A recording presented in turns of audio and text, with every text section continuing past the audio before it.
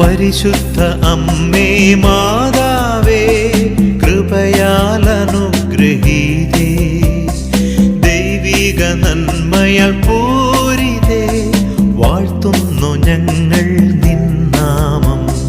പരിശുദ്ധ അമ്മേ മാതാവേ കൃപയാൽ അനുഗ്രഹീതേ ദൈവിക നന്മയാൽ പൂരിതേ വാഴ്ത്തുന്നു ഞങ്ങൾ നിൻ